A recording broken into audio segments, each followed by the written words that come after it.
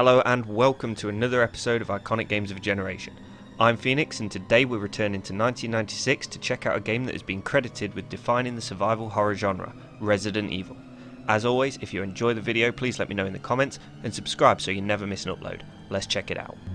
Bizarre murder cases have recently occurred in Raccoon City. There are outlandish reports of families being attacked by a group of about 10 people.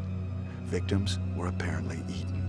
When first booting up Resident Evil on the PlayStation, the first thing you would have noticed was a cinematic live-action intro cutscene. It was something different and not necessarily in a good way. The acting was terrible and the dialogue was cringy at best, even making its way into the 2008 Gamers Edition of the Guinness Book of World Records for worst game dialogue. Thankfully, that's not what made the game iconic. If it was, we'd be forever destined to listen to cheesy lines like this. Jill, here's a lockpick. It might be handy if you, the master of unlocking, take it with you. Yeah, it really was that bad. Anyways, the game itself wasn't and managed to sell almost 3 million copies worldwide, spawned a whole host of prequels and sequels, gave birth to a successful movie franchise that has since made over $1 billion worldwide, but perhaps most importantly revived the zombie genre in popular culture, being followed by movies such as Dawn of the Dead and graphic novels such as The Walking Dead alongside many others. Resident Evil set the standard for mature gaming. It was a bloodbath, being one of the first action games to be given an M for mature rating by the ESRB. After a spate of killings in the fictional midwestern town of Raccoon City, the police send out a team to investigate. When all contact is lost with that team, they send out another. Not their wisest move. And this is where the game begins. What is that? I'll go and check. You play as either Jill Valentine or Chris Redfield, and you have to look for survivors while trying to figure out what's been going on. The game isn't one that's full of action, though there's plenty of undead enemies. Rather, it's a game about careful inventory management, puzzle solving and mystery. It wasn't an easy game, and with scarce ammo and limited carrying capacity, you knew it was game over the minute you heard the click of your empty weapon.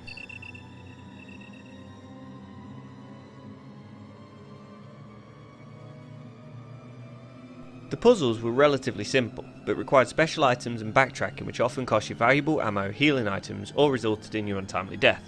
But it had to be done to access new areas in order to progress. Though let's take a moment to address the biggest question here.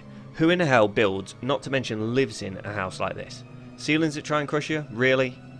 That aside, the map design was brilliantly inspired by movies such as The Shining and European paranormal stories which, unlike in Japan, often featured the devil and fit the theme of the game perfectly.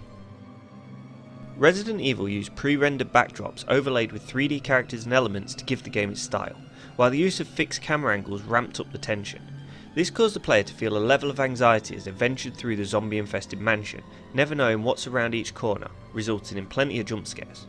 It's not for players of a nervous disposition. Jill, what's going on? Any clues? No, but something's wrong with this house. The idea of a shady pharmaceutical company performing experiments on people in an attempt to create a biological weapon came straight from a B-movie, and that added to Resident Evil's charm. The story set the game apart from others, and it had to, because following the success of the game, other developers began fighting to take Capcom's crown and create their own survival horror games. In the years that followed, we were treated to what many consider to be the golden age of survival horror.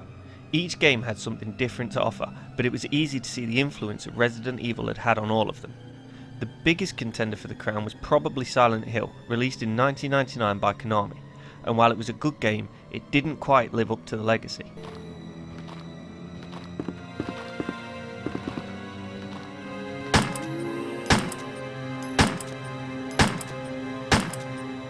After a number of sequels, 2002 saw the remaster of the original Resident Evil take advantage of improved graphics and smoother gameplay. These reached a new audience and reignited our love for the series.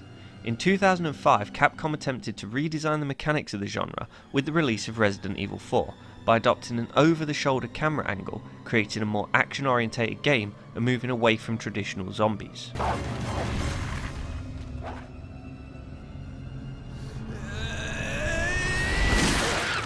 This way.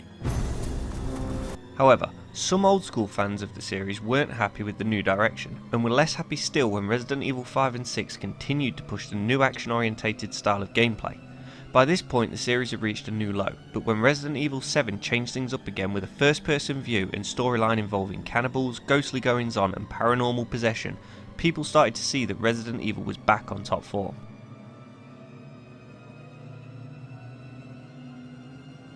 In 2019, Capcom surprised us all with the release of a full remake of Resident Evil 2, widely considered one of the best of the series. This game released to critical acclaim and showed how remakes should be done. It was quickly followed in 2020 by a remake of the equally successful Resident Evil 3 Nemesis. But there's still no Dino Crisis remake. I mean, come on Capcom, what are you doing? Anyways, old fans came flooding back, new fans witnessed the terror in stunning quality, and the series took back its throne as the king of survival horror.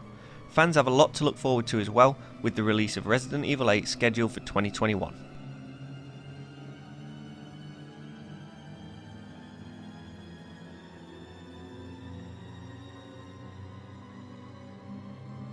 Resident Evil is a game that will go down in history as a genre-defining scarefest.